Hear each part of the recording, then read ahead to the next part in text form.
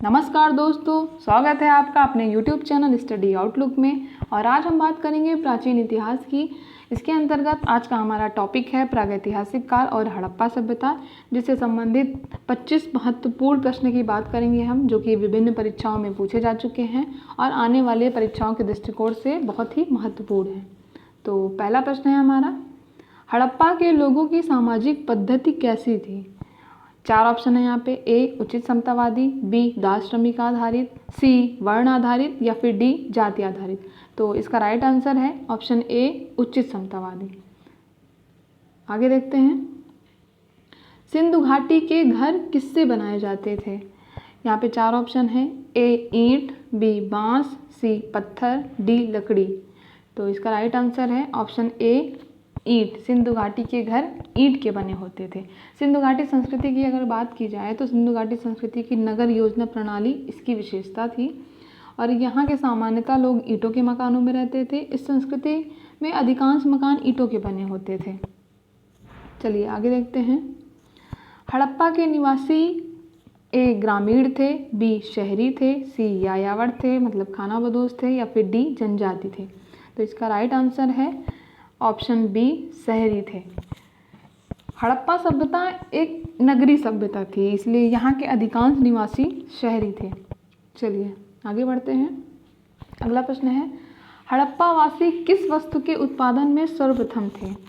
4 option देखेंगे। ए मुद्राएं, B कांसे के औजार, सी कपास या फिर ऑप्शन डी जौ। तो इसका राइट आंसर है ऑप्शन सी कपास। सर्वप्रथम कपास का उत्पादन हड़प्पा वासियों ने किया था। कपास सैंधव लोगों की मूल फसल थी। ठीक है, चलिए अगला प्रश्न देखते हैं। 5वां प्रश्न है, हड़प्पा की सभ्यता के बारे में कौन सी उक्ति सही है? यहाँ पे 4 स्टेटमेंट दिए हैं। पहला है, उन्हें अश्वमेध की जानकारी थी। दूसरा, गाय उनके लिए पवित्र थी। तीसरा, उन्होंने पशुपति का सम्मान करना आरंभ किया। चौथा, उनकी संस्कृति सामान्यतः स्थिर नहीं थी। तो इसका राइट आंसर है ऑप्शन सी, उन्होंने पशुपति का सम्मान करना आरंभ किया। तो अगर हड़प्पा सभ्यता की बात की जाए तो हड़प्पा सभ्यता के लोग मुख्यतः मातृ देवी की उपासना करते थे। इसके साथ ही साथ पशुपति की भी उपासना करते थे। चलिए आगे देखते हैं, 6वां प्रश्न देखते हैं, सिंधु घाटी सभ्यता के शहरों की गलियां किस प्रकार थी? ए चौड़ी और सीधी, बी तंग और मैली, सी फिसलन वाली या फिर डी तंग और टेढ़ी। तो इसका राइट आंसर है चौड़ी और सीधी। यहाँ की अगर सड़कों की बात की जाए तो यहाँ की सड़कें पूर्व से पश्चिम एवं उत्तर से दक्षिण की ओर जाती हुई एक दूसरे को समकोण पे काटती थी। चलिए अगला प्रश्न देखते हैं, 7वां प्रश्न है, हड़प्पा और मोहनजोदड़ो के खंडहर निम्नांकित में से किस नदी के तट पर पाए जाते हैं? Option A Ravi, B Jhelum, C Beas, D Sutlej. तो इसके अलग अलग आंसर हैं, क्योंकि हड़प्पा सभ्यता जो है वो रावी नदी के तट पर स्थित है और मोहनजोदड़ो सभ्यता सिंधु नदी के तट पर स्थित है। चलिए आगे देखते हैं, 8वां प्रश्न, सिंधु घाटी सभ्यता की लिपि कौन सी है? 4 ऑप्शन देखेंगे। ए तमिल, बी खरोष्ठी, सी अज्ञात, डी ब्राह्मी। तो इसका राइट आंसर है ऑप्शन सी अज्ञात। सिंधु घाटी सभ्यता की लिपि शेल खड़ी की आयताकार मोहरों और तांबों की गुटकाओं आदि पर मिलते हैं। यह लिपि चित्रात्मक थी तथा अभी तक पढ़ी नहीं जा सकी है। चलिए आगे देखते हैं, 9वां प्रश्न है, सिंधु घाटी की खुदाई में मिले अवशेषों में तत्कालीन व्यापारिक और आर्थिक विकास के द्योतक निम्न में से कौन से हैं? ऑप्शन ए मिट्टी के बर्तन, बी मुद्राएं, सी नावें या फिर डी मकान। तो इसका राइट आंसर है ऑप्शन बी मुद्राएं। चलिए आगे देखते हैं, बिना दुर्ग के एकमात्र सिंधु नगर कौन सा था? Option A Kalibangan, B Harappa, C Mohenjodaro या फिर डी चन्हूदड़ो। यहाँ पे प्रश्नोत्तर ये गलती से टाइप हो गया, उसके लिए सॉरी। तो इसका राइट आंसर है ऑप्शन डी चन्हूदड़ो। चन्हूदड़ो की अगर बात की जाए तो चन्हूदड़ो बिना दुर्ग का एकमात्र सिंधु नगर है और यह सिंधु नदी के बाएं तट पर स्थित है। चलिए आगे बढ़ते हैं, हड़प्पा की सभ्यता किस युग की थी? 4 ऑप्शन है। ए कांस्य युग, बी नवपाषाण युग, सी पुरापाषाण युग या फिर डी लौह युग। तो इसका राइट आंसर है ऑप्शन ए कांस्य युग। हड़प्पा की सभ्यता कांस्य युग से संबंधित थी। चलिए अगला प्रश्न है क्वेश्चन नंबर 12। मोहनजोदड़ो में सबसे बड़ा भवन कौन सा है? ऑप्शन ए विशाल स्नानागार, बी धान्यागार, सी सस्तंभ हॉल या फिर डी 2 मंजिला मकान। तो इसका राइट आंसर है ऑप्शन बी धान्यागार, जिसको अन्नागार भी कहते हैं। मोहनजोदड़ो का धान्यागार जो कि 45.72 मीटर लंबा तथा 22.86 मीटर चौड़ा था, जो कि वहाँ का सबसे बड़ा भवन था। चलिए आगे बढ़ते हैं। सिंधु घाटी की सभ्यता के लोगों का मुख्य व्यवसाय क्या था? ए व्यापार, बी पशुपालन, सी शिकार, डी कृषि। तो इसका राइट आंसर है ऑप्शन डी कृषि, जो कि पिक्चर से बहुत ही क्लियर है कि यहाँ के लोगों का मुख्य व्यवसाय कृषि था।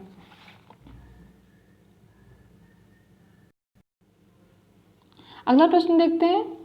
14वां प्रश्न है, भारत में खोजा गया सबसे पहला पुराना शहर कौन सा था? Option A Harappa, B Punjab, C Mohenjodaro या फिर डी सिंधु। तो इसका राइट आंसर है ऑप्शन ए हड़प्पा। भारत में खोजा गया सबसे पहला पुराना शहर हड़प्पा था, जिसकी खोज 1921 ईस्वी में हुई थी। चलिए आगे देखते हैं। पैमाने की खोज ने यह सिद्ध कर दिया कि सिंधु घाटी लोग माप और तौल से परिचित थे। यह खोज कहाँ पर हुई? Option A Kalibangan, B Harappa, C Chanhudaro, D Lothal. तो इसका राइट आंसर है ऑप्शन डी लोथल। चलिए आगे देखते हैं। सिंधु घाटी के लोगों की एक महत्वपूर्ण रचना निम्नलिखित में से किसकी मूर्ति थी? ऑप्शन ए नटराज, बी नृत्य करती हुई बालिका, सी बुद्ध, डी नरसिम्हा। तो इसका राइट आंसर है ऑप्शन बी नृत्य करती हुई बालिका। सिंधु घाटी के लोगों की एक महत्वपूर्ण रचना नृत्य करती हुई बालिका की मूर्ति है, जो कि कांसे से निर्मित है। चलिए आगे देखते हैं। 17वां प्रश्न है, पुरालेख विद्या का अभिप्राय है। ऑप्शन ए सिक्कों का प्रचलन, बी शिलालेखों का अध्ययन, सी महाकाव्यों का अध्ययन या फिर डी भूगोल का अध्ययन। तो इसका राइट आंसर है ऑप्शन बी शिलालेखों का अध्ययन। चलिए अगला प्रश्न देखते हैं। क्वेश्चन नंबर 18 है, अपवाद तंत्र का निर्माण सबसे पहले निम्नलिखित में से किस सभ्यता के लोगों ने किया था? ए मिस्री सभ्यता के लोगों ने, बी चीनी सभ्यता के लोगों ने, सी सिंधु घाटी सभ्यता के लोगों ने, डी मेसोपोटामिया सभ्यता के लोगों ने। तो इसका राइट आंसर है ऑप्शन सी सिंधु घाटी सभ्यता के लोगों ने। चलिए अगला देखते हैं। कालीबंगा किस प्रदेश में विद्यमान है? 4 ऑप्शन देखेंगे, उत्तर प्रदेश, सिंध, राजस्थान या फिर गुजरात। तो इसका राइट आंसर है ऑप्शन सी राजस्थान। कालीबंगा राजस्थान में विद्यमान है। कालीबंगा राजस्थान के हनुमानगढ़ जिले में घग्गर नदी के बाएं किनारे पर स्थित है, जो कि सैंधव सभ्यता का एक महत्वपूर्ण स्थल है। चलिए अगला प्रश्न देखेंगे। निम्नलिखित में से किस द्रव्य का उपयोग हड़प्पा काल की मुद्राओं के निर्माण में मुख्य रूप से किया गया था?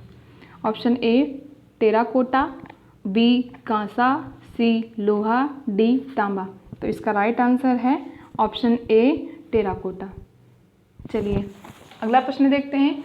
देवी माँ की पूजा संबंधित थी।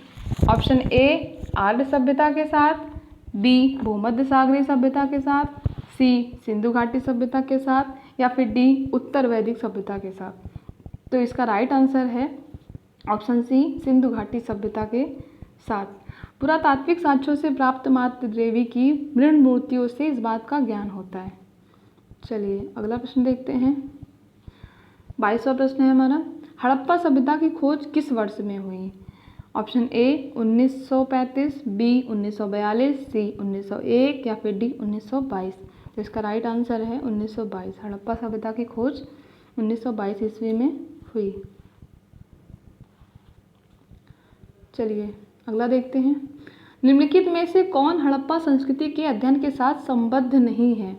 ए Charles Masson, B Cunningham, C M Wheeler, D PC Vats. तो इसका राइट आंसर है option D PC Vats. PC Vats का इससे कोई संबंध नहीं था, बल्कि माधव स्वरूप वत्स द्वारा हड़प्पा का अध्ययन किया गया था। चलिए अगला देखते हैं। लोथल नामक स्थान पर निम्नोक्त सभ्यताओं में से किसका जहाजी माल घाट था? ऑप्शन ए सिंधु घाटी, बी मेसोपोटामियाई, सी मिस्री या फिर डी फारसी। तो इसका राइट आंसर है ऑप्शन ए सिंधु घाटी। चलिए अगला प्रश्न देखते हैं और ये आज का हमारा आखिरी प्रश्न है। सिंधु घाटी सभ्यता का पत्तन नगर, जिसको बंदरगाह कहते हैं, कौन सी है? A Kalibangan, B Lothal, C Ropar, D Mohenjodaro. तो इसका राइट आंसर है option number B Lothal. Lothal Ahmedabad, जो कि गुजरात में है, गुजरात का एक ज़िला है, अहमदाबाद ज़िले में सरगवल नामक ग्राम के समीप है। चलिए, तो अगर हमारा वीडियो अच्छा लगा हो तो इसको लाइक, शेयर एंड सब्सक्राइब ज़रूर करें। Thank you.